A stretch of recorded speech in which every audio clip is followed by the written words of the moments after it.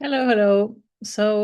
I'm Katie from the Ferme du Monde in Arlon, and today I will briefly tell you about the exciting new project that we're preparing here at the farm.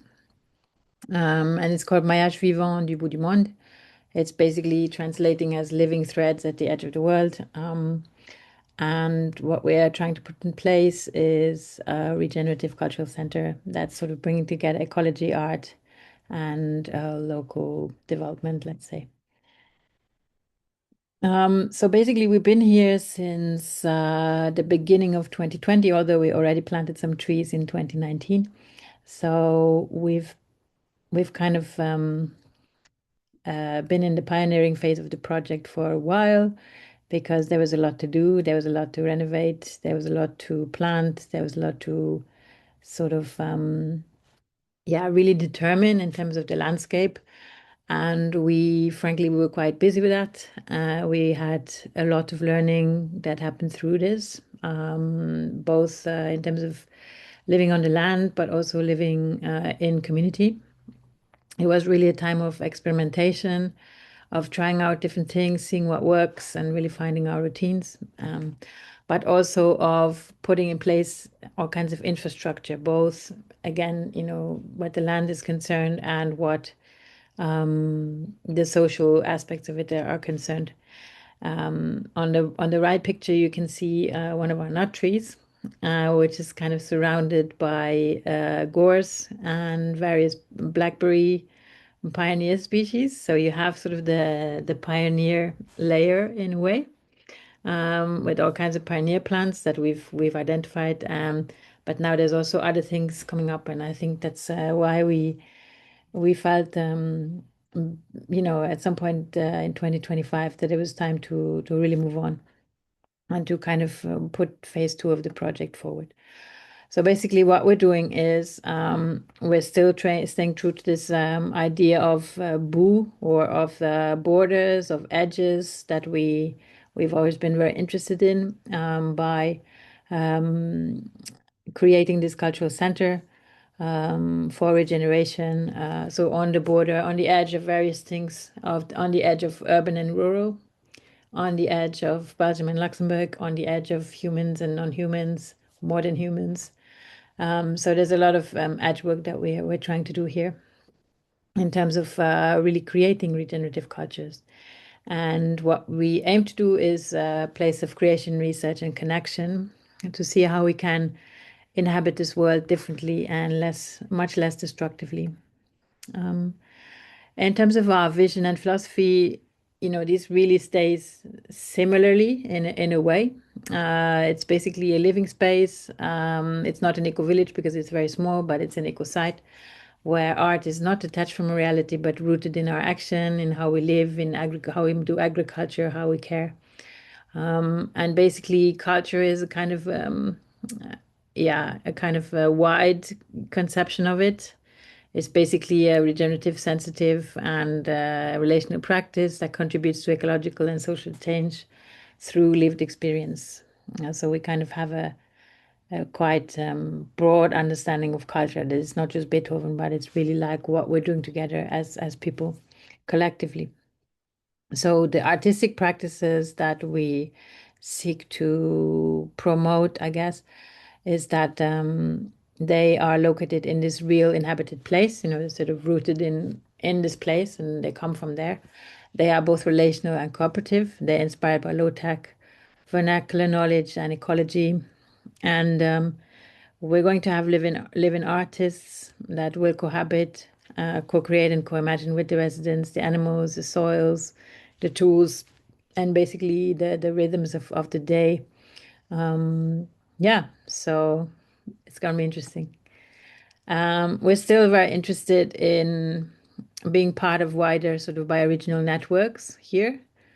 At the moment, since the last 7 years, we were very sort of focused on ourselves in a way, on the site, on what we were doing here, that we didn't really have the chance to properly sort of put our roots down in Arlon and around.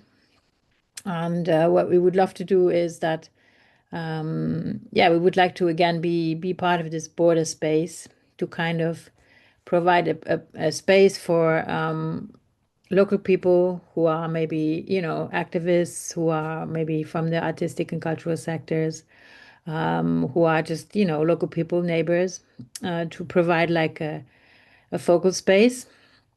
And then also kind of seeing how our space is perhaps different or complementary to other spaces that already exist, to kind of cooperate with various, other points in our area that are doing similar things.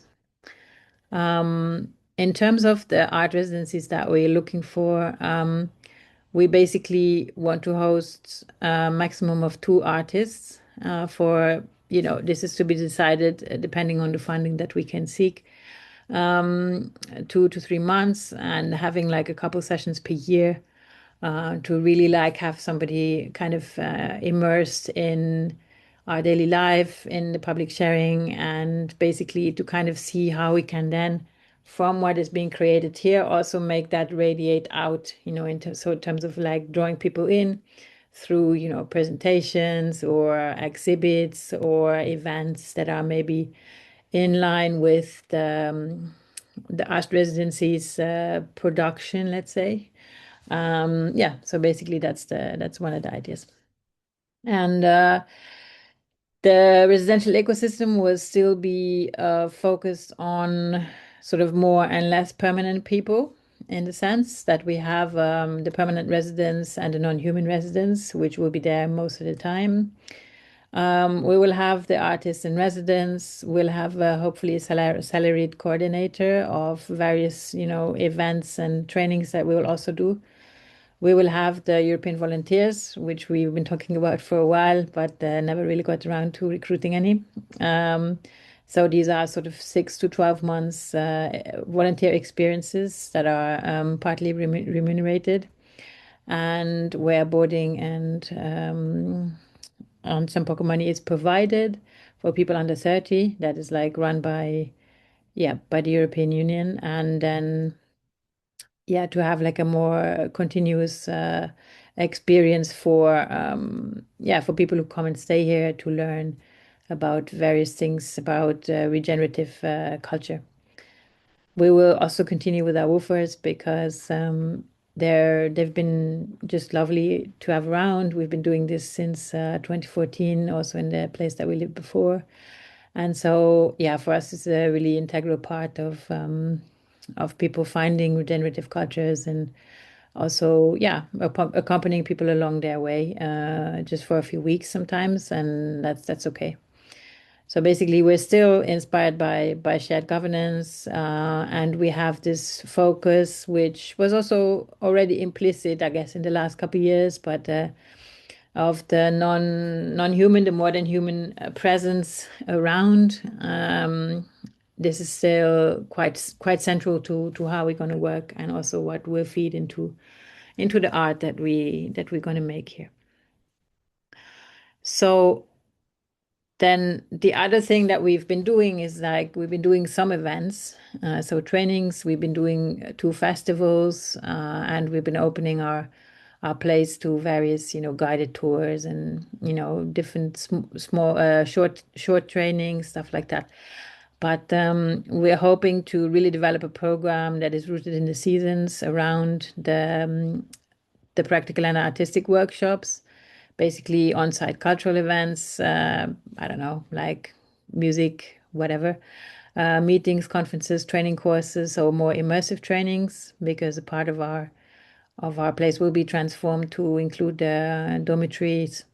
Yeah, and we're also hoping to start this European funded Erasmus Plus project quite soon.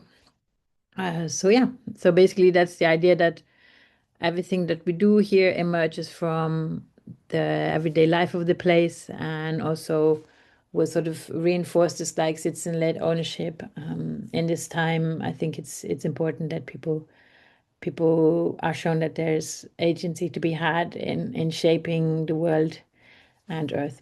Yeah, so basically the idea is to create a rural cultural third space, un tiers-lieu in French, which is a catalyst, laboratory, and also sort of yeah, basically a regenerative project that will serve the common good and also contribute towards the ecological and social transformation of the region in that sense of the word. These are just a few numbers that we're quite proud of in terms of the diversity that we've been able to attract and cultivate here, in terms of both plant species, but also animal species, and all the lovely humans that we've been accompanying over the last years. And yeah, I think we've also sort of taken a lot of our momentum for this project is coming from other projects, such as the Airchief project and other projects that we've been involved in the region around regeneration and education as well. So we've prepared a survey to really get some ideas about what people would need in terms of a space like this, in terms of like if you're somebody who offers trainings or various events, then what would this space need for you? Would it be a good fit? Kind of to see really who are our audiences in terms of people coming to host things here, but also to find out a little bit more about how potential partners from the region see the place and how they could imagine getting involved, as volunteers, as, partners for, I don't know, I'm just saying one example. What we've been working on is like the catering, but also for, various cultural things that we could offer here. So this is really like to say, please get involved. Please, get in touch to kind of see how your project could perhaps benefit from ours, how we could possibly create synergies to be stronger together, and yeah, and or how you would like to see this develop. So basically, yeah, it's an open call for let's see how creative we can get in this kind of turbulent times of big changes in the world and the ecosystems. And yeah, that's all. I hope to hear from you. And thank you so much already.